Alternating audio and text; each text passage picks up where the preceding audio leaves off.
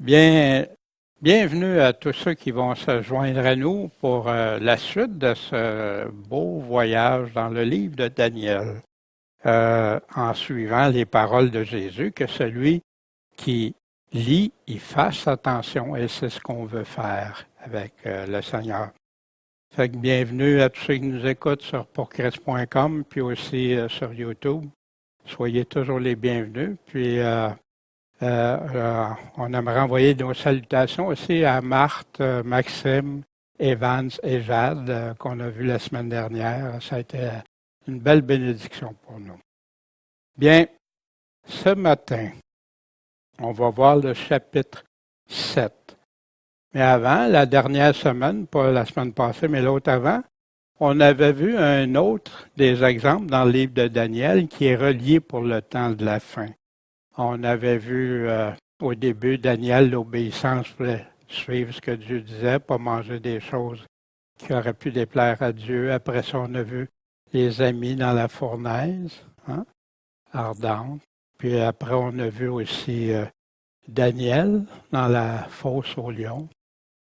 Puis on avait vu aussi l'orgueil de Nebuchadnezzar et tout ça. Bien, Daniel, qui était toujours captif, mais il était maintenant sous la responsabilité des Mèdes et des Perses. Un contexte tout à fait différent et nouveau pour Daniel, avec tout ce que ça apporte comme bagage. Puis on y a vu un exemple de jalousie semblable à celui de Caïn et Abel. La jalousie parce que le roi voulait le placer au-dessus des autres. Fait que là, ils ont essayé de trouver toutes sortes de choses, mais Daniel est demeuré intègre, quel que soit le grand danger. Puis, on a vu quand un juste subit la pire injustice, il avait été condamné à mort en étant jeté dans la fosse au lion. Mais comme toi, comme Daniel, aimes-tu ton Dieu de tout ton cœur, ton âme, tes forces, ta pensée? As-tu résolu dans ton cœur, comme Daniel, de le suivre, quel qu'en soit le prix? Quel choix feras-tu ou quel choix tu fais quand ta foi été testée? Quel choix feras-tu quand ta foi est testée? Parce que tous les hommes et femmes de Dieu, leur foi ont tous été éprouvés dans la parole de Dieu. Comme des millions de nos frères, nos sœurs au travers des siècles. Ils ont choisi d'aimer Dieu en premier puis de lui faire confiance en toutes circonstances. Dieu a des promesses si merveilleuses pour ses vainqueurs. Bien, je vais demander à Michel maintenant de nous lire le chapitre 7 de Daniel. La première année de Belshazzar, roi de Babylone, Daniel, étant sur sa couche, eut un songe et des visions en sa tête. Puis il écrivit le songe. Il en dit le sommaire. Daniel prit la parole et dit, « Je regardais dans ma vision pendant la nuit, et voici, les 4 vents des cieux se levèrent avec impétuosité sur la grande mer. Et 4 grandes bêtes montèrent de la mer, différentes l'une de l'autre. La première était comme un lion et avait des ailes d'aigle. Je regardais jusqu'au moment où ses ailes furent arrachées et où elle fut élevée de terre et dressée sur ses pieds comme un homme, et où un cœur d'homme lui fut donné. Et voici une seconde bête semblable à un ours.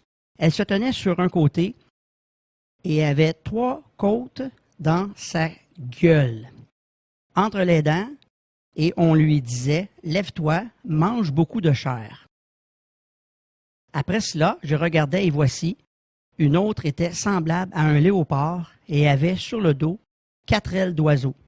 Cette bête avait 4 têtes et la domination lui fut donnée.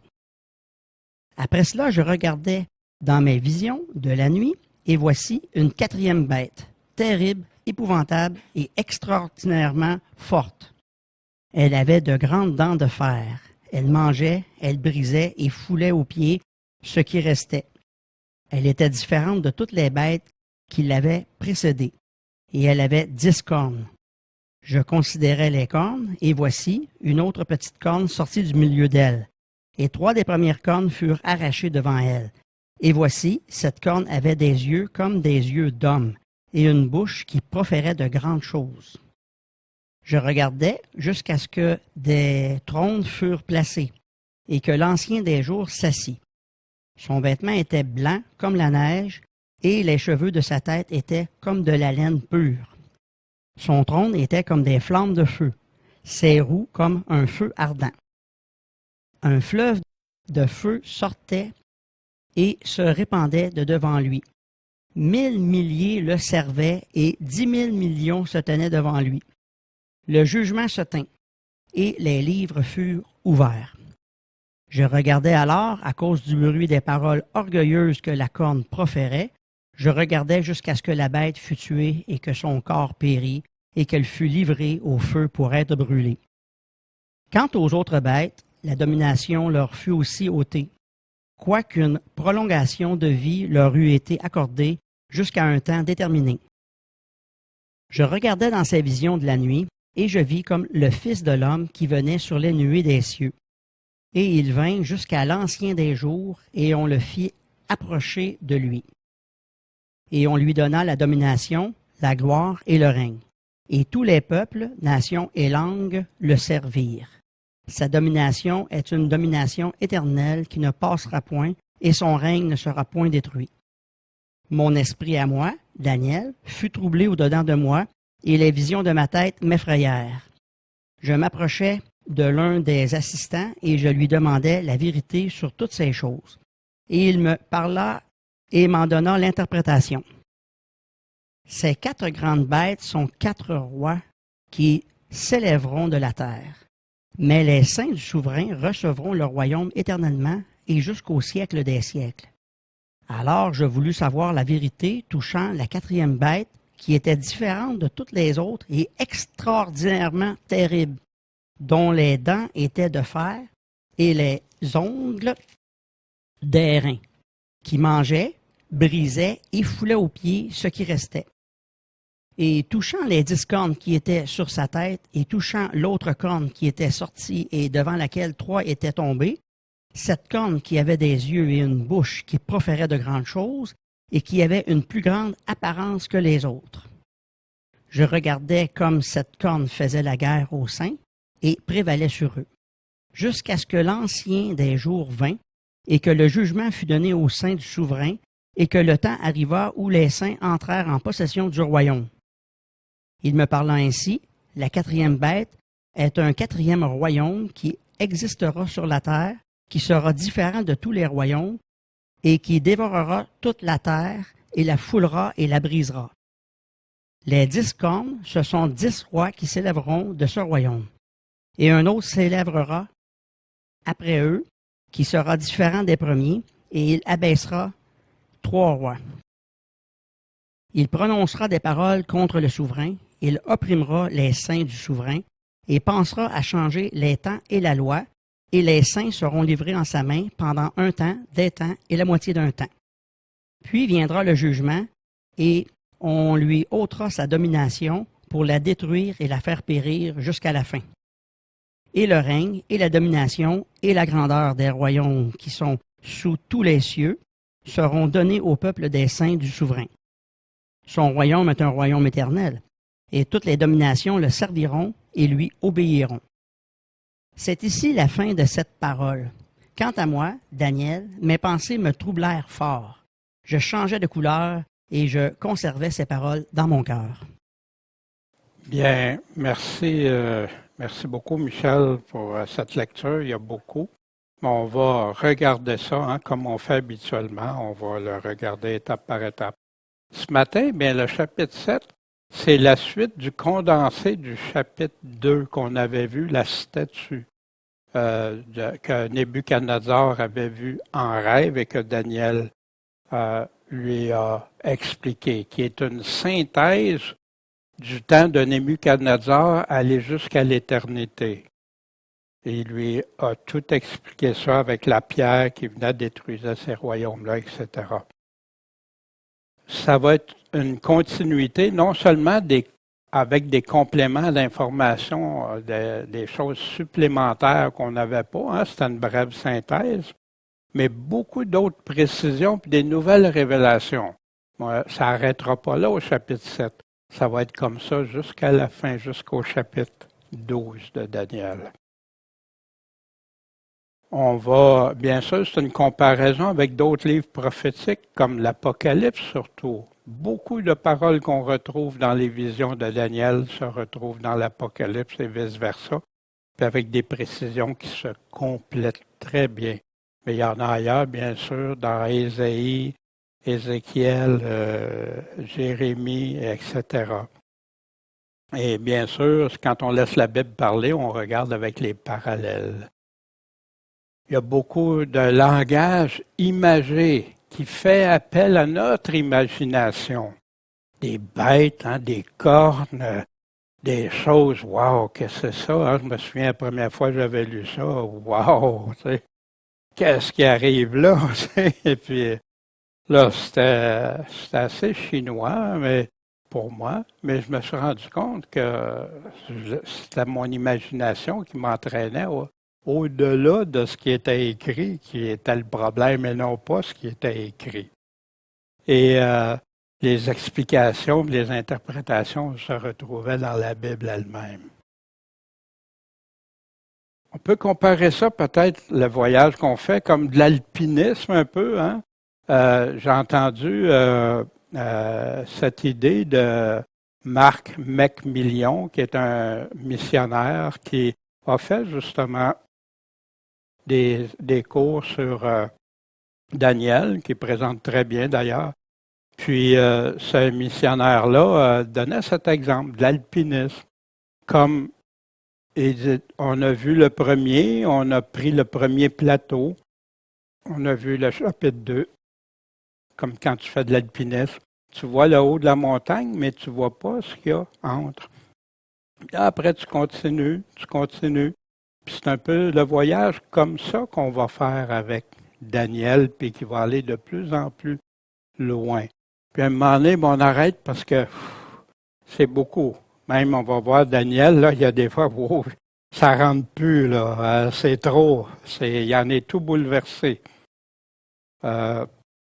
Mais puis on va voir, hein, c'est un peu comme une échelle, quelqu'un qui grimpe une échelle, il voit ce qu'il y a plus haut, mais il ne voit pas encore ce qu'il y a plus bas. Là. Il faut qu'il monte plus haut dans l'échelle. C'est un peu comme ça, les prophéties. On va avoir un tableau avec plein de nouvelles images, non seulement qu'on n'a pas vues parfois ailleurs, des fois on les a vues ailleurs, ces images-là, mais elles sont souvent bouleversantes. Puis, que j'ai mis ça, mes en garde, c'est juste me faire penser de vous dire, quand j'ai commencé les prophéties, je lisais, je n'avais pas toujours une bonne compréhension, puis ce que je lisais, j'essayais d'aller lire plus loin, mais là, non, j'avais pas compris, j'avais pas assimilé, j'avais pas digéré ce qui était écrit, puis j'essayais d'aller plus loin.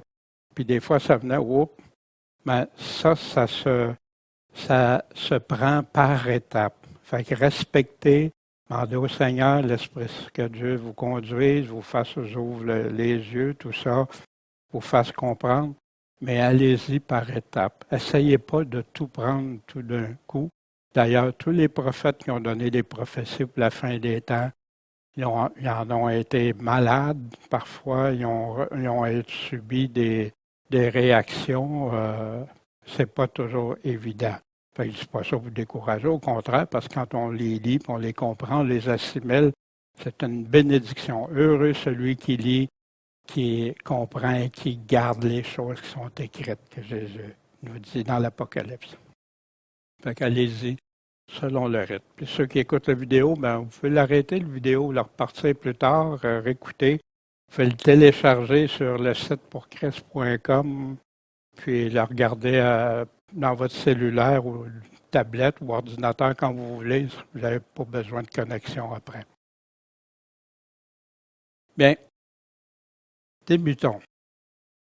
La première année de Belshazzar, souvenez-vous que là, Daniel, quand il est arrivé pour la fosse au lion, le dernier chapitre, chapitre 6, bon, il était rendu beaucoup plus loin. Là, il était avec les Mèdes, les Perses.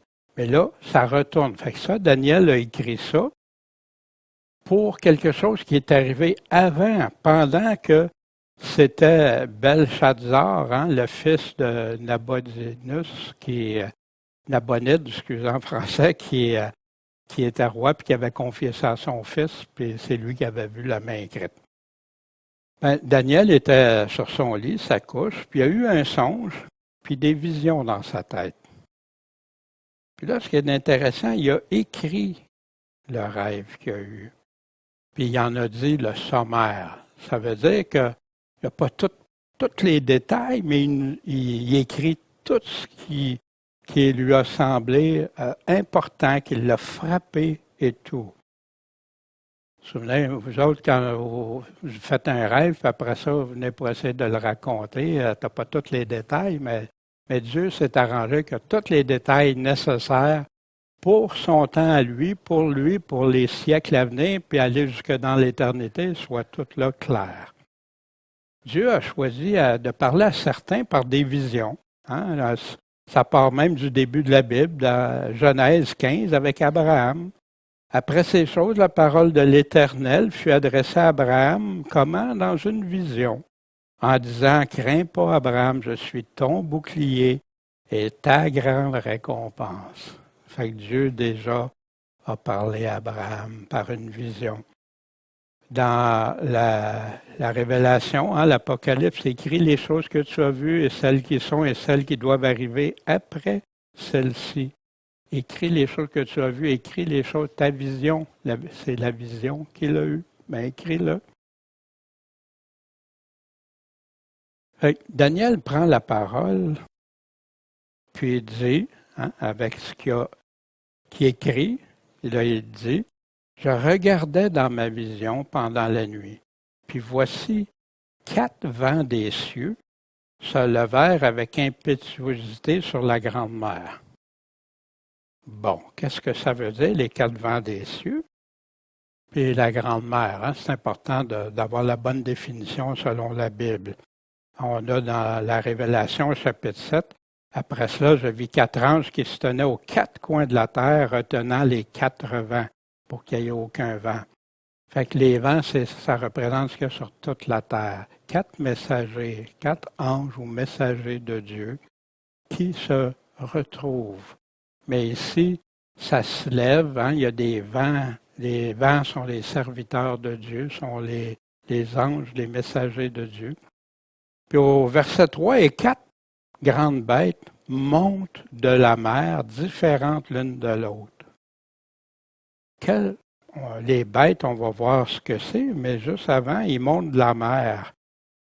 La mer, bien, la Bible encore nous répond à ça. Qu'est-ce que c'est? Bien, dans l'Apocalypse au chapitre 17, hein, puis il me dit, les eaux, hein, que tu as vues sur lesquelles la prostituée est assise, c'est quoi ces eaux-là, ces mers-là? Ce sont des peuples et une multitude et des nations et des langues. Fait que quand il parle qu'ils sortent de la mer, puis on va voir plus loin qu'il va dire aussi qu'ils sortent de la terre, qu'ils proviennent de la terre. Fait que ça va nous confirmer. Ça vient, la mer, hein, ça sort de la mer, ça sort des foules, des nations, des peuples. Fait que ces 4 bêtes-là, ils vont sortir. Maintenant, les bêtes, hein, on va voir tantôt, Daniel va nous dire très simplement, même je devrais le dire maintenant, comme ça pour éviter s'il y en a qui écoutent, puis ça, c'est pas encore clair pour eux. Les bêtes, c'est des rois ou des empires, des royaumes.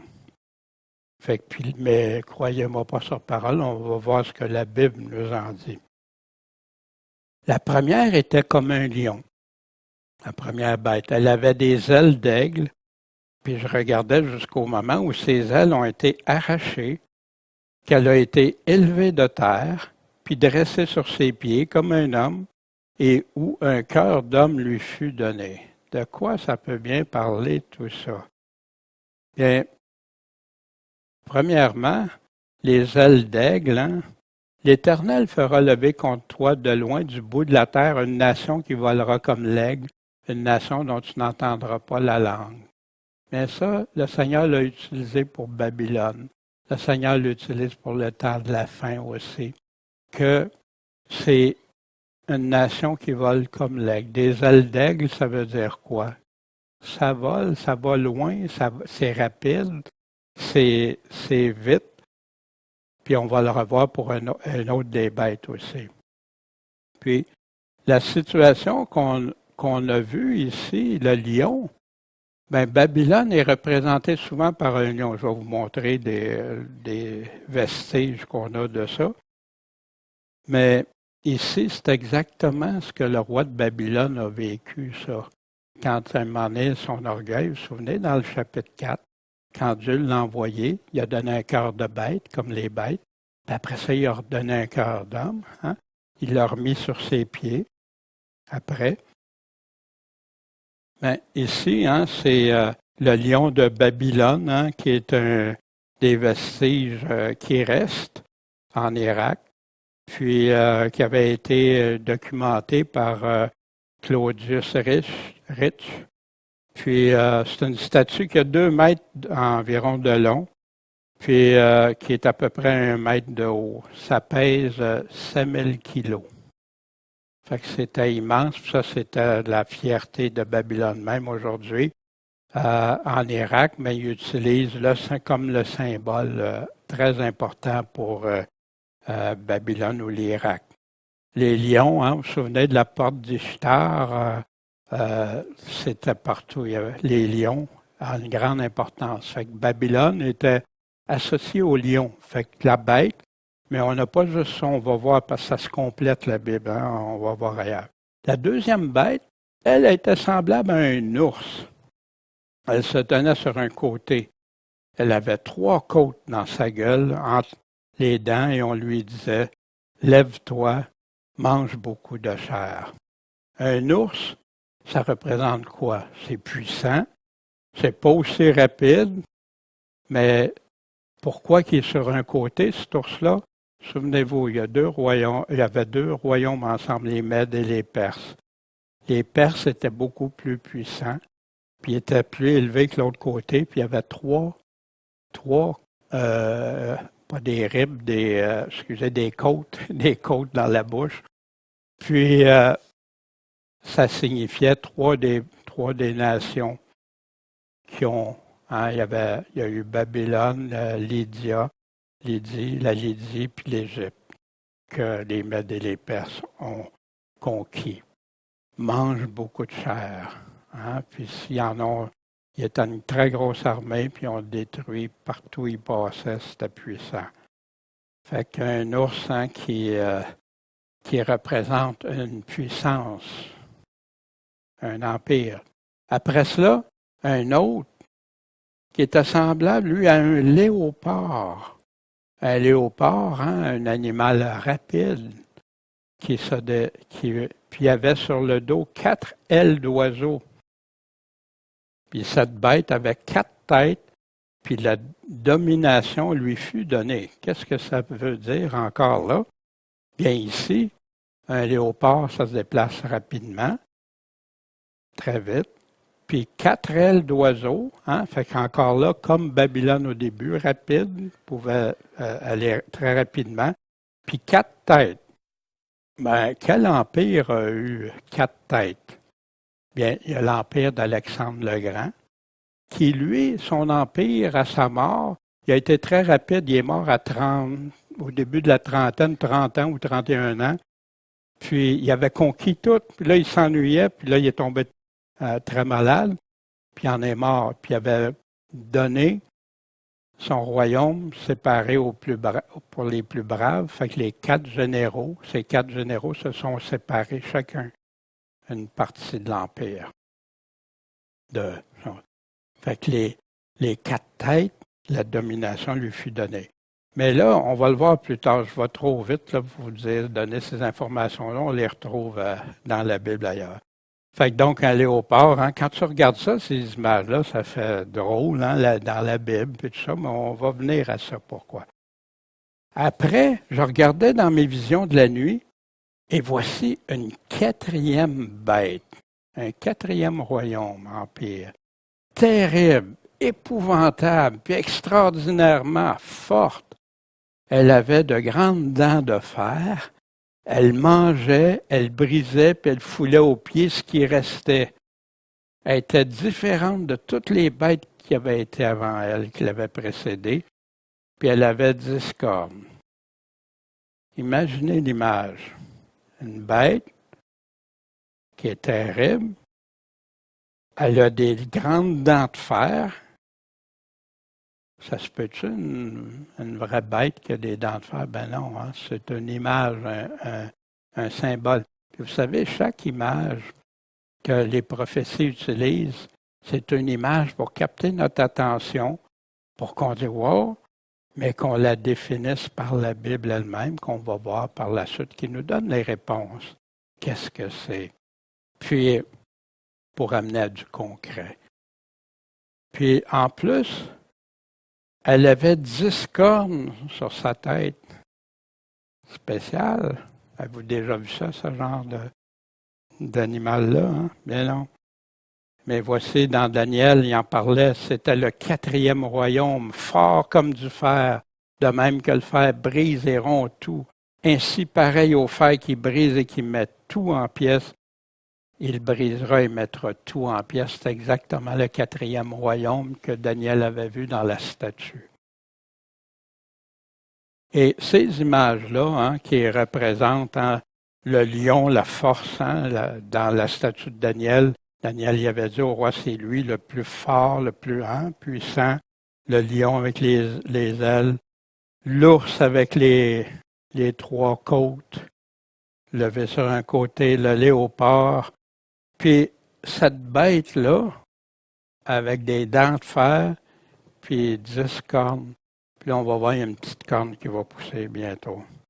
Mais ça, c'est des images qu'on peut retenir, mais pas m'arrêter mon imagination à l'image pour m'amener à, quand je pense à cette image-là, comme Jésus, quand il parle de la semence dans les 4 terrains, c'est pas pour que j'essaye de comprendre chaque détail, non, c'est pour me faire comprendre. Voici la parole de Dieu quand elle tombe dans 4 cœurs différents, puis le produit. C'est pas pour m'amener ailleurs. Le bon samaritain, c'est pas pour m'amener ailleurs. C'est pour m'amener à des choses concrètes que je vais comprendre. Fait que là, Daniel regardait ces cornes, là, il les considérait, hein, qu'est-ce que c'est? Et puis il y en a une autre petite corne qui sort du milieu d'elle. Puis 3 des premières cornes ont été arrachées devant elle. Et voici, cette corne avait des yeux comme des yeux d'homme et une bouche qui proférait de grandes choses.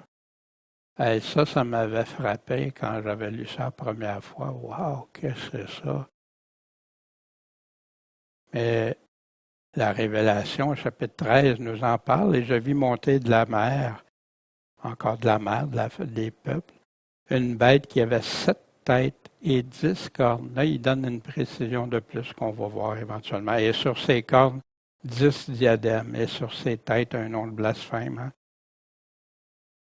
Encore là, l'image de ces 4 bêtes-là.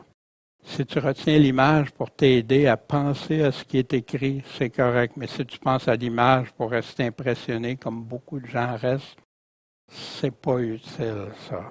Même ça peut détourner. Puis, s'il y en a qui sont partis dans toutes sortes de spéculations avec ça. Verset 9, je regardais jusqu'à ce que des trônes, fait qu'il regarde ces empires-là, puis la 4e bête, il examine ça, puis qu'est-ce qui se passe? Il est tout impressionné. Puis là, il regarde, mais jusqu'à temps qu'il y a des trônes qui ont été placés, puis que l'ancien des jours s'assit. De quel trône il s'agit? Hein? Trône de Dieu et trône de jugement. Parce qu'ils sont au pluriel, les trônes. Puis l'ancien des jours, qui est-ce que c'est? Dieu. Son vêtement était blanc comme la neige et les cheveux de sa tête étaient comme la laine pure. Son trône était comme des flammes de feu, ses roues comme un feu ardent. Ça, ses roues, hein, c'est d'autres choses qu'on pourra voir éventuellement. Ézéchiel, il en parle, les roues, qu'est-ce qui se passe? Ça se déplace et tout ça. Il y en a qui voient ça très mystérieux, mais La parole de Dieu donne toujours des choses pour nous faire comprendre. Ou quand le prophète voit quelque chose, il va l'expliquer avec ses mots à lui qu'il connaît, à son époque. Mais il ne peut pas inventer des mots, exemple comme ordinateur, il ne peut pas inventer automobile, des sauterelles, des avions, Non. Il décrit avec ce qu'il voit. Un fleuve de feu sortait et se répandait de devant lui. 1000 milliers le servaient et 10 000 millions se tenaient devant lui. 10 000 millions. Pourquoi? Où le jugement se tint. Le jugement de Dieu et des livres ont été ouverts. On retrouve ça ailleurs, bien sûr, dans l'Apocalypse. Au retour de Jésus, puis il y a le grand trône blanc aussi. Deux fois où le monde va être jugé, mais pour différentes raisons. Fait qu'ici, l'ancien des jours, certains vont dire, mais c'est la même description que Jésus. Tout à fait. Pourquoi Dieu? Parce qu'on va le voir plus tard, quand il va nous donner l'explication. Alors je regardais, puis à cause du bruit des paroles orgueilleuses que la corne proférait. Wow! Je regardais jusqu'à ce que la bête fût tuée, puis que son corps périt, et qu'elle fût livrée au feu pour être brûlée. Fait que Daniel a regardé cette quatrième bête-là, la petite corne, puis là, un moment donné, l'ancien des jours, les trônes sont là, les livres ouverts.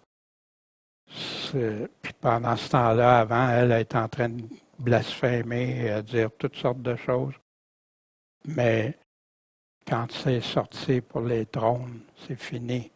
C'est le retour du Seigneur. A été livré au feu pour être brûlé. Puis dans l'Apocalypse, on retrouve au chapitre 19 où la bête a été et le faux prophète a été jeté où? Dans le lac de feu. Quant aux autres bêtes, les autres bêtes qui étaient là, leur domination leur fut ôtée, quoiqu'une prolongation de vie leur eût été accordée. Fait que la bête, elle, qu'on va voir éventuellement comme l'Antéchrist, cette bête-là, va être détruite.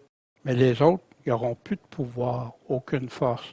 Mais ils vont continuer. Il y a le millénium, il y a avant le millénium, on va définir ça. Puis, ça leur a été accordé jusqu'à un temps déterminé, fixé, que Dieu a fixé. Je regardais dans ces visions de la nuit et je vis comme le Fils de l'homme qui venait sur les nuées des cieux. Puis il vint jusqu'à qui? À l'Ancien des jours. Voyez-vous pourquoi tantôt je pouvais affirmer que c'était Dieu le Père. Puis là, le Fils de l'homme, qui utilise la définition le Fils de l'homme? Dans le Nouveau Testament, seulement pas de 80 quelques fois. Et on le fit approcher de lui. On a aussi dans l'Apocalypse au chapitre 5. Et on lui donna la domination, la gloire et le règne. Et tous les peuples, nations et langues le servirent. Sa domination est une domination éternelle qui ne passera point, puis son règne ne sera pas détruit. Bien, ce qu'on vient de voir un peu en parallèle, le chapitre 2 puis le chapitre 7, ici c'est une petite synthèse, le règne de Babylone, les Mèdes, les Perses, le règne de Javan, la Grèce, mais qui est appelé différemment dans le chapitre 2. Le chapitre 2, c'est une statue. Dans le chapitre 7, c'est représenté par l'image des bêtes. Le retour de Jésus, le Fils de l'homme sur les nuées, la pierre qui va se détacher, le règne sur la terre, il va y avoir le règne de 1000 ans, le dernier jugement, puis le règne éternel avec tous les saints. Mais c'est la même chose dans le chapitre 2 et le chapitre 7, mais le chapitre 7 va nous donner beaucoup plus de détails. Fait que là, tout ça, ces visions-là, Daniel, il a été troublé. Ça l'a bouleversé. Puis les visions de ma tête m'ont fait peur, m'ont effrayé ce que j'ai vu. Fait que c'est pas anodin. Pourtant, Daniel, c'est un homme de Dieu solide. On l'a vu dans sa façon d'être, sa façon d'agir. Il en avait vu d'autres. Il a pas été proche de la mort à quelques reprises. Puis dans le chapitre 8, on va voir, et moi, Daniel, après la poursuite d'une vision, je tombe en défaillance et fus malade pendant quelques jours. Puis je me levai, puis je m'occupais des affaires du roi. J'étais étonné de la vision, mais personne ne la comprenait. Daniel ne restait pas indifférent. Ces visions-là le touchent profondément, comme parfois, comme chrétiens, on lit des choses, puis ça nous bouleverse. Je m'approchais de l'un des assistants, puis je lui demandais la vérité sur toutes ces choses. Il me parla, puis il m'en donné quoi? L'interprétation. Fait que si on veut interpréter correctement ce qu'on vient de voir de Daniel, il va nous l'interpréter. Les 4 grandes bêtes, c'est quoi? C'est 4 rois qui s'élèveront de la terre. Puis il va nous donner un autre détail tantôt qu'on va voir. L'interprétation, 4 bêtes égale 4 rois, tout simplement. Quand tu lis le mot bête, tu pourrais même mettre à la mine royaume ou roi, empire, parce qu'un roi, ça prend un empire ça prend un roi. Un royaume ou empire, c'est synonyme.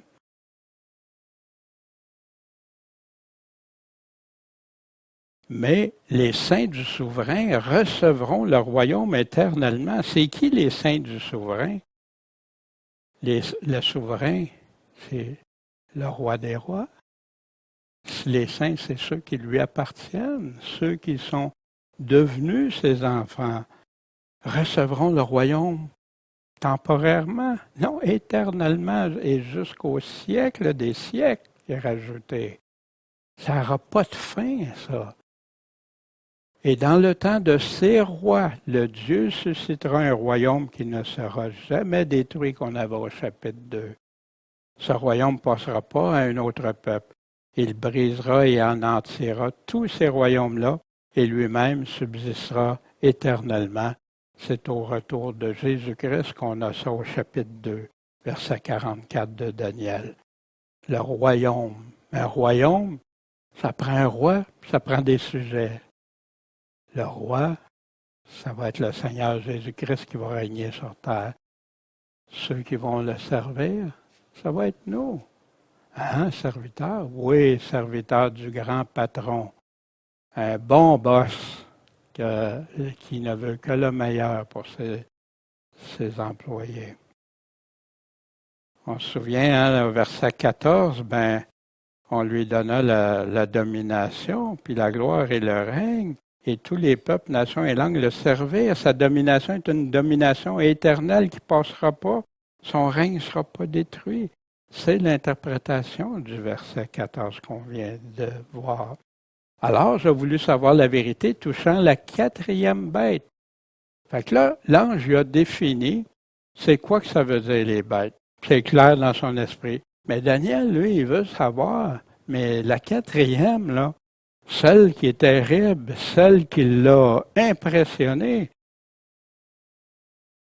Je veux savoir la vérité touchant ça, qui était différente des autres, extraordinairement terrible, dont les dents étaient de fer, les ongles d'airain, qui mangeaient, brisaient et foulaient tout ce qui restait.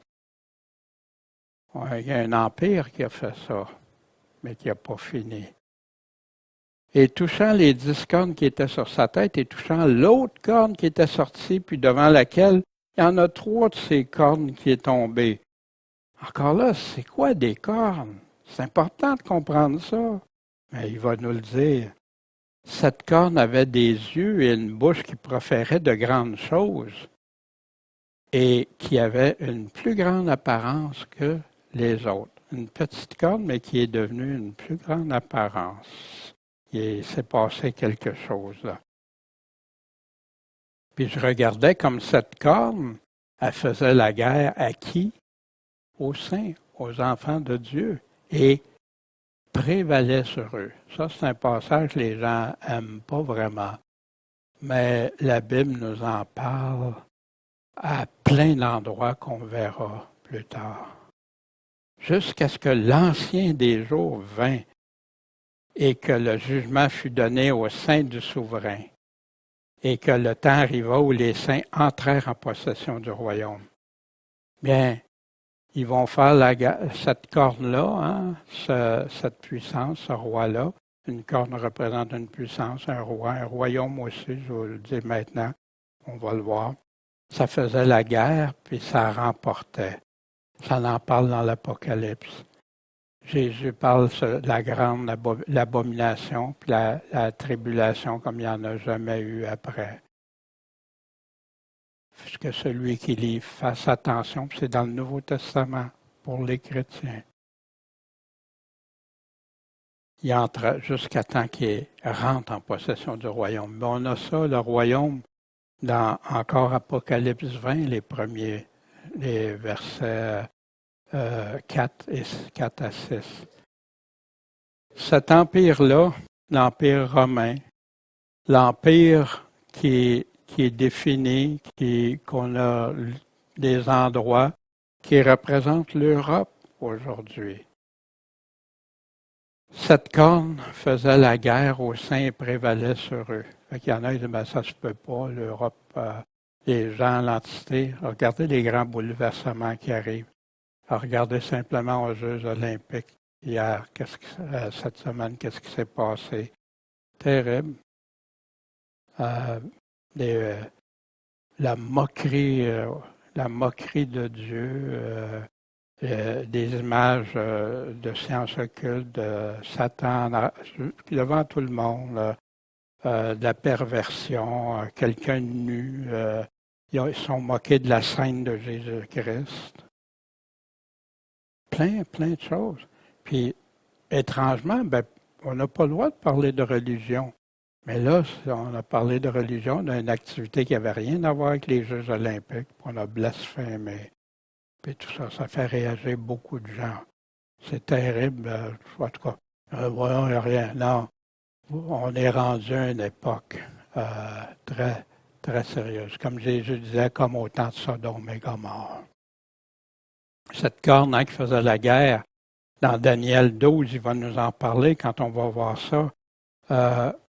Voici combien de temps ça va durer, tout ça. Ça sera un temps, des temps, la moitié d'un temps, 3 ans et demi, ou 42 mois, ou 1260 jours. Quand il y aura achevé de briser la force du peuple saint, toutes ces choses seront accomplies. Plusieurs vont être purifiés, blanchis, éprouvés. Mais les méchants vont continuer d'agir avec méchanceté. Mais aucun des méchants va comprendre. Mais les intelligents de Dieu comprendront. Dans l'Apocalypse, on parle de la corne encore, hein, une bouche qui faisait de grandes choses, des blasphèmes, et on lui donna le pouvoir de faire la guerre pendant 42 mois. Elle ouvrit la bouche pour blasphémer contre Dieu, pour blasphémer contre son nom et son tabernacle et contre ceux qui habitent dans le ciel. Il lui fut aussi donné de faire la guerre aux saints et de les vaincre. Il lui fut donné puissance sur toute tribu, langue et nation. Mais c'est la parole qui nous dit ça. Il y en a qui choisissent de ne pas croire. Les 7 têtes et 10 cornes dans la Révélation, hein, c'est plein de passages qui nous parlent de cette bête-là, qui nous donnent des définitions. Puis à un moment donné, on va arriver avec la définition, les caractéristiques de cette bête-là. Puis on va voir tous les détails, les précisions pour l'identifier à 100% correctement, mais bibliquement seulement, pas des pensées humaines. Le royaume de la fin, hein, dans la Révélation chapitre 17, 1 à 7, et un des 7 anges qui avait les 7 coupes vint et me parla disant, viens, je te montrerai le châtiment de la grande prostituée qui est assise sur les grosses eaux, sur les peuples, avec lesquels les rois de la terre ont commis fornication envers Dieu, et qui a enivré du vin de sa prostitution ceux qui habitent la terre. Me transporta en esprit, et puis je vis une femme assise sur une bête de couleur écarlate, pleine de noms de blasphème, ayant 7 têtes et 10 cornes, vêtue de pourpre et d'écarlate, d'or, de pierres précieuses, de perles. Elle tenait à la main une coupe d'or. Qui tient à la main une coupe d'or? Pleine des abominations et des souillures de sa prostitution. Son nom, mystère, Babylone la grande, la mère des fornicateurs et des abominations de la terre. Je vis cette femme enivrée du sang des saints et du sang des martyrs de Jésus. C'est des personnes qui aiment Jésus, qui subissent. Puis en la voyant, je fus saisi d'une grande stupeur. Puis l'ange me dit, pourquoi es-tu stupéfait? Je vais te le dire, le mystère de la femme et de la bête qui la porte, puis les 7 têtes et les 10 cornes. L'Empire romain qui est devenu l'Europe, Europa. Voici le symbole Europa, une femme assise sur une bête qui est clairement identifiée, il n'y a pas de cachette. Même la monnaie qui a été faite à l'honneur de la femme assise sur la bête. Europa.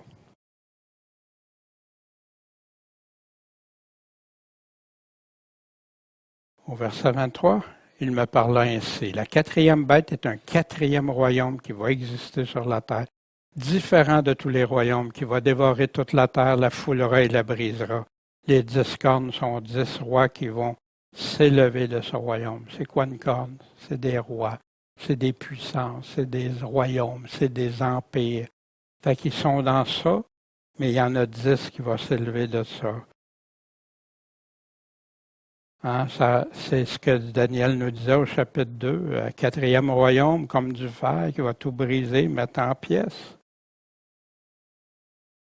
Ça explique le verset 23, ce qui était dit au verset 7, hein, qui foulerait tout. Cette bête aux 10 cornes.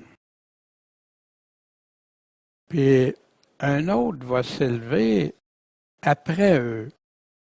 Fait qu'après cet empire romain, va s'en élever un, mais il va sortir du milieu. On a d'autres passages qui nous disent qu'il sort au milieu du même empire, qui va être différent des premiers, puis il va en abaisser 3. Hein? C'est quand il dit qu'il y en a 3 qui vont être arrachés, là, ou déracinés.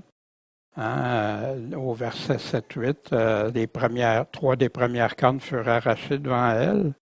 Puis cette corne avait des yeux comme des yeux d'homme. Fait que c'est quelque chose qui ressemble humain, cette puissance-là. Elle voyait comme des hommes, pas la vision de Dieu, mais la vision d'homme. Et une bouche qui proférait de grandes choses, hein, des blasphèmes. Il va prononcer des paroles contre qui? Contre le souverain. Il va opprimer les saints du souverain, la grande persécution, la grande tribulation. Et on pensera à changer les temps et la loi. On va y revenir, ça, parce que ce matin, il y a beaucoup de choses. On y reviendra, changer les temps et la loi. Puis ça, tu en as eu des organisations qui ont essayé de changer le temps et la loi. Même l'Empire romain a changé le calendrier. Il y a eu plein de choses qui se sont produites. Et la loi, bien sûr, on parle de quelle loi? La loi de Dieu. On y reviendra avec plus de précision biblique. Les saints vont être livrés en sa main pendant un temps, des temps et la moitié d'un temps. On avait vu déjà un temps, une année, des temps, 2 ans, une demi, 3 ans et demi, ou 42 mois, ou 1260 jours qui totalisent tous la même chose. L'Apocalypse va nous parler de 1260 jours, va nous parler aussi de pendant 42 mois, va faire la guerre aux saints pendant 42 mois. C'est maximum 1260 jours. Puis c'est là où les chrétiens devront tenir ferme, être déterminés comme Daniel et ses 3 amis l'ont été. Cette bouche qui proférait des grandes choses. Dans la Révélation, verset 17, on l'a vu, et cette femme enivrée du sang des saints et du sang des martyrs de Jésus. Dans 2 Thessaloniciens, chapitre 2, pour ce qui regarde l'avènement de notre Seigneur, justement quand il va descendre sur les nuées, quand et notre réunion avec lui, l'enlèvement qu'on va être avec lui, rassemblé avec lui. Laissez-vous pas ébranler dans vos pensées. Laissez-vous pas troubler par quelque inspiration ou quelques paroles ou quelques lettres qu'on dirait venir de nous. Oui, oui, c'est le Seigneur qui dit ça. Non, va voir qu'est-ce que le Seigneur a dit. Que personne ne vous séduise en aucune façon. Il faut que la révolte, l'apostasie la révolte envers Dieu soit arrivée avant et qu'on ait vu l'homme de péché, le fils de perdition, cette corne-là, l'adversaire est celui qui s'élève au-dessus de tout ce qu'on appelle Dieu ou qu'on adore jusqu'à s'asseoir comme Dieu dans le temple de Dieu, se proclamant lui-même Dieu. Une bouche arrogante. Il se prend pour Dieu. Il est inspiré de lui, du malin. Il prend sa force. C'est le malin qui guide son cœur, ses pensées. Mais ça va être juste pour un court moment, jusqu'à un temps déterminé. Puis va venir le jugement. On va y enlever sa domination pour la détruire et faire périr jusqu'à la fin. Dans Daniel 11, à partir des versets 21 et suivants, ça parle de l'Antéchrist, cette corne-là, jusqu'au chapitre 12. Et il donne ses actions, tout ça. Puis quand il va revenir, il va être irrité contre l'Alliance sainte. C'est quoi l'Alliance sainte? Est-ce qu'il y en a qui disent que c'est juste pour les Juifs? Mais non, l'Alliance sainte, c'est quoi la nouvelle alliance en Jésus-Christ? L'Alliance sainte, et il agira contre l'Alliance sainte. Et il retournera et s'entendra avec ceux qui abandonnent l'Alliance sainte. Fait qu'il y en a qui vont abandonner pour quelque temps, quelques mois. Puis il va faire tout ce qu'il veut, il va s'enorgueillir, s'élever au-dessus de tout Dieu, proférer des choses étranges contre le Dieu des dieux. Il va prospérer, ça veut dire qu'il va gagner, il va continuer jusqu'à temps que la colère soit consommée. La colère de Dieu, le jugement, car ce qui est décrété sera exécuté. On a ça dans 2 Thessaloniciens, chapitre 2. Hein? L'impie que le Seigneur va détruire par le souffle de sa bouche, qui va anéantir par l'éclat de son avènement. Qui va être encore là pour croire? Et avec toutes les séductions de l'iniquité parmi ceux qui se perdent parce qu'ils n'ont pas reçu, ils ne veulent pas recevoir l'amour de la vérité pour être sauvés. Dieu va leur envoyer un esprit d'égarement pour qu'ils croient au mensonge. C'est ça que vous préférez. Puis ils vont être condamnés. Mais pour nous, frères bien-aimés du Seigneur, rendons grâce à Dieu. Dieu nous a choisis dès le commencement pour le salut, dans la sanctification de l'esprit, puis dans la foi, pas dans les séductions, pas dans les mensonges, la foi en la vérité. Puis comment qu'on le sait? Il nous a appelés à ça comment? Par son évangile. Son évangile est la vérité. Il parle au nom du Père. C'est pourquoi demeurez fermes et retenez quoi les enseignements que nous, les apôtres, on vous a donnés, soit de vive voix ou par notre lettre. Pas par moi, à moins que moi je dise exactement comme eux. C'est qu'est-ce que les apôtres, ceux que Jésus a choisis pour nous dire la vérité. Puis un prédicateur ne peut pas aller plus loin au-delà de ce que Dieu dit. Puis ici, il nous a donné dans sa grâce une consolation éternelle, une bonne espérance, mais qui console vos cœurs, vous affermisse en toute bonne doctrine, la doctrine de Christ, et en toute bonne œuvre, les œuvres selon Dieu. Et le règne et la domination et la grandeur des royaumes qui sont sous tous les cieux seront donnés à qui? Au peuple des saints du souverain. Son royaume est un royaume éternel et toutes les puissances, les dominations le serviront et lui obéiront. Wow! Le retour de Jésus-Christ, son avènement, là, va faire des choses comme le monde ne s'attend pas. Puis c'est pour ça que dans la Bible, même, il y en a ceux qui l'attendent avec espérance, puis qui vont vivre sûrement des choses de détresse souvent. Ils vont l'attendre avec impatience, avec amour, avec zèle, persévérance, comme Daniel et ses amis l'ont été. Puis pour eux, ben, ça va être la joie comme ils n'ont jamais eu. Plus de souffrance, plus rien. Mais les autres vont avoir à subir la colère du Seigneur. Le règne, la domination donnée au peuple, on retrouve ça où entre autres, à plusieurs endroits, mais ici, dans la Révélation, chapitre 20, versets 4 à 6, je vous parlais. Et je vis des trônes sur lesquels s'assirent qui? Des personnes. Quelles sont ces personnes-là? Jésus dit aux apôtres, vous allez juger les 12 tribus d'Israël.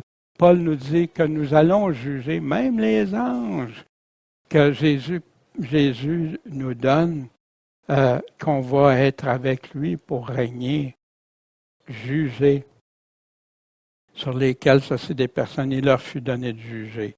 Je vis aussi les âmes de ceux qui avaient été décapités pour leur témoignage de Jésus, puis pour la parole de Dieu. Ils ont tenu bon, ils n'ont pas lâché. Puis ceux qui n'avaient pas adoré la bête, son image, qui n'avaient pas pris sa marque sur leur front ou à leurs mains, le 666, qui est représenté par la compréhension du 666. Et ils vécurent et régnèrent avec Christ 1000 ans, où ils vont régner sur la terre. Mais le reste des morts ne ressuscitera pas jusqu'à temps que les 1000 ans soient accomplis. C'est là la première résurrection. La première résurrection, ceux qui n'ont pas pris la marque de la bête font partie de la première résurrection. Fait que tu ne peux pas être ressuscité avant eux autres, avant le retour de Jésus. Heureux et saint celui qui a part à la première résurrection. La seconde mort n'a pas de pouvoir, mais ils vont être sacrificateurs de Dieu et de Christ. Puis ils vont régner avec lui pendant 1000 ans, pendant qu'il va établir son royaume sur terre pendant 1000 ans. Une promesse de l'Ancien Testament à plein d'endroits pour le peuple d'Israël, mais qui inclut aussi ses fidèles en lui. Révélation 5, il chantait un cantique nouveau disant « Tu es digne de prendre le livre et d'en ouvrir les sceaux, parce que tu as été immolé, tu nous as rachetés à Dieu par ton sang. » On le chantait ce matin avant de prendre le repas du Seigneur. De toute tribu, de toute langue, de tout peuple, de toute nation. C'est ouvert à tous ceux qui veulent se repentir, croire en Jésus, le suivre. Et tu nous as fait rois et sacrificateurs, et nous régnerons où? Sur la terre. Il y en a qui pensent s'en vont tout de suite au ciel, puis ils restent là. Non, on va régner sur la terre avec lui quand il revient. On le rencontre dans les airs, hein? Puis il descend pour établir son royaume, mais c'est... Lorsque le Fils de l'homme sera assis sur le trône de sa gloire, dans le renouvellement qui doit arriver, hein, le dernier royaume, vous serez aussi assis sur 12 trônes, jugeant les 12 tribus d'Israël. Puis ceux qui auront tout enduré à cause de mon nom en recevra 100 fois et autant il recevra la vie éternelle. Dans le psaume 149, chantez à l'Éternel un cantique nouveau et sa louange dans l'assemblée de ses bien-aimés. Qu'Israël se réjouisse en celui qui l'a fait, que les enfants de Sion s'égaient en leur roi, qu'il loue son nom dans les danses, qu'il le chante avec le tambourin et la harpe, car l'Éternel prend plaisir en son peuple. Il glorifiera les humbles par son salut. Que ses bien-aimés triomphent avec gloire, qu'ils poussent des cris de joie sur leur couche. Les louanges de Dieu sont dans leur bouche et l'épée à 2 tranchants dans leurs mains. Quelle est cette épée? Puis ici, il nous dit pour faire vengeance parmi les nations et pour châtier les peuples, le jugement. Pour lier leurs rois avec des chaînes et les grands avec des ceps, ils vont perdre leur domination, ils n'auront plus ça. Et les grands avec des ceps de fer, pour exercer sur eux le jugement qui est écrit. Cet honneur est pour qui? Pour tous ses bien-aimés. Louez l'Éternel. Ben, l'Apocalypse 20 traite justement de ça. Quand Daniel nous parle qu'il y a des trônes qui vont s'installer, c'est de ça qu'il est en train de nous parler. Celui qui vaincra avec moi, je le ferai asseoir avec moi sur mon trône, comme moi j'ai vaincu. Que celui qui a des oreilles écoute ce que l'Esprit dit aux églises. Cette parole est certaine. En effet, si nous mourrons avec lui, nous vivrons aussi avec lui. Si nous souffrons avec lui, nous régnerons aussi avec lui. Mais si nous le renions, il nous reniera aussi. Si nous sommes infidèles, il demeure fidèle. Il demeure fidèle à lui-même, qui il est. Il demeure fidèle au Père. Il demeure fidèle à la parole de Dieu. Il ne peut se renier lui-même. C'est lui-même qui ne peut pas renier. Il ne dit pas qu'il ne me reniera pas si je le renie. Voici ce que Jésus dit. À quoi servirait un homme de gagner tout le monde s'il se détruisait ou se perdait lui-même? Ça parle directement de la perdition ici. Car si un homme a honte de moi et de mes paroles, le Fils de l'homme aura honte de lui.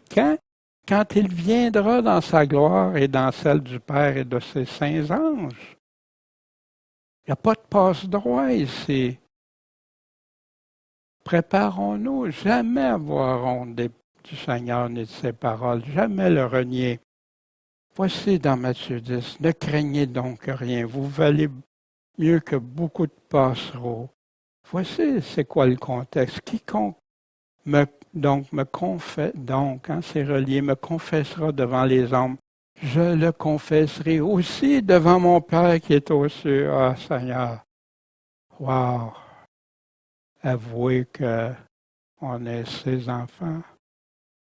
Mais quiconque me reniera devant les hommes, puis c'est ce que l'Antéchrist va demander, de renier pour avoir la marque de la bête. Je le renierai aussi devant mon Père qui est aux cieux. Les prophéties, ça se complète. Ça ne doit jamais être interprété isolé les unes des autres. On a vu les royaumes du monde. Il reste le dernier empire, la petite corne, mais l'autre est tout en place. Cet Antéchrist, on va voir ses caractéristiques, ses origines, ses actions, abominations, on va voir ça. Ça ne devrait pas être tellement long, parce que c'est un sujet précis, mais qu'il y a tellement de confusion aujourd'hui. On a nommé plein de personnes des antéchrists, c'était lui pour la fin. Non, il manquait plein de caractéristiques. On les a dans la parole de Dieu pour le reconnaître. Son avènement à Jésus, la pierre qui va descendre, celui qui va descendre puis qui va détruire les royaumes, sa délivrance puis son jugement. Le royaume de Dieu est établi. C'est ce qu'on voit dans les chapitres 2 et 7 à date. Le 1000 ans, puis l'éternité. C'est ici la fin de cette parole. Quant à moi, Daniel, mes pensées me troublèrent fort. Tu sais, d'habitude, tu vas dire, ouais, ça m'a énervé, ça, ou, tu sais, ça m'a angoissé, ou ça m'a fait peur. Mais là, Daniel, il le répète 2 fois dans un seul chapitre. On va le voir, c'est pas fini. Pourquoi? Parce que c'était sérieux, c'était vrai, c'est sérieux. Puis aujourd'hui, beaucoup balayent ça. Même ça disent chrétiens sans vouloir s'arrêter à veiller, puis à prier, puis savoir qu'est-ce que Dieu nous dit. Mes pensées me troublèrent fort, je changeais de couleur. Mais je conservais ces paroles dans mon cœur. Je ne les ai pas mis de côté parce qu'ils me faisaient peur, parce que ça ne faisait pas mon affaire, parce que ce n'était pas des paroles douces, agréables, qui me plaisaient. Non. En conclusion ce matin, la Bible utilise du langage imagé pour capter notre attention, favoriser qu'on le retienne, notre attention, puis nous expliquer des choses concrètes. La Bible, je vous l'ai montré à quelques reprises, mais c'est rempli. La Bible s'interprète par elle-même. Tu veux savoir c'est quoi une bête, tu veux savoir c'est quoi une corne, tu veux savoir c'est quoi l'ancien des jours, il va te le dire un peu. Sois patient. Le Fils de l'homme, tu le retrouves ailleurs. Les disques, on va voir, ça, c'est rempli. Dieu laisse dans sa parole toutes les significations, souvent tellement simples, si simples, pour faire bien comprendre à ceux et celles qui aiment croire et connaître la vérité de Dieu. Mais on y va selon la capacité qu'on a de l'absorber. Dieu nous a laissé son plan décrivant ce qui arrivera à sa création, autant pour ceux et celles qui vont lui être fidèles que pour ceux qui lui seront rebelles. Dieu a prouvé par des nombreux faits historiques ses paroles. On peut y croire à 100%. Puis celles qui sont à venir sont aussi certaines que celles qui se sont produites à ce jour. Mais on peut rester avec Daniel puis garder plein d'images, ou on peut prendre ces images-là et les amener à une meilleure compréhension de ce qui va se produire. Tu n'as pas tous les détails maintenant. Puis Dieu veut qu'on garde ce qui est important pour nous de savoir. Fais-lui confiance, prie-le, demande-lui, lis, relis à petite dose. Avant de lire, tu essaies de comprendre. Si tu ne comprends pas, va voir plus loin. Tu as sûrement des explications un peu plus loin ou ailleurs. Puis c'est ce que je tente de faire avec vous, de vous emmener à des passages parallèles, vous montrer que la Bible, c'est pas si compliqué si on ne reste pas sous notre imagination qui nous emmène ailleurs. Et toi, où en es-tu avec ton Créateur? Est-ce que tu crois ce qu'il dit? Ce qu'il a dit qui s'en vient? Ce qu'il t'a demandé comment faire pour l'attendre à son avènement? De ne pas avoir honte, pas qu'il ait honte de toi, de ne pas le renier pour pas qu'il te renie, mais de marcher fidèlement avec lui, puis le mettre en pratique. Oublions pas, Jésus nous dit que celui qui dit fasse attention. Puis il nous a dit des paroles aussi. Il nous a dit veillez quand il parle du temps de la fin. Veillez, soyez sous vos gardes, soyez éveillés, réveillés et priez. C'est à lui qu'on va. C'est à lui qu'on va pour comprendre l'avenir, pour comprendre ce qui s'en vient, pour comprendre comment je dois me préparer, pour comprendre. Puis pas être pris comme les vierges folles, il va être trop tard. Mais comme des fidèles serviteurs. Bon, Père Céleste, merci pour ce livre béni, ces révélations que tu as données à Daniel. Puis Seigneur, je te prie pour que ça reste ancré dans nos cœurs, puis non pas nous terroriser, mais au contraire, nous rendre plus forts, mieux préparés, mieux équipés comme des bons soldats, Seigneur.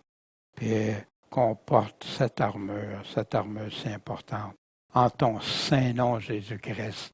Le Maître qu'on va voir revenir, celui qu'on va voir venir nous sauver, Seigneur. Béni sois-tu, puis Seigneur, on veut veiller, prier, on veut que tu veilles sur nous aussi. Merci, mon Dieu, pour t'avoir rencontré un jour, puis bénis tous ceux qui écoutent, puis qu'ils te soient de fidèles, à qui tu vas pouvoir dire, entre dans la joie de ton Maître bon et fidèle serviteur. Merci, Seigneur. Amen.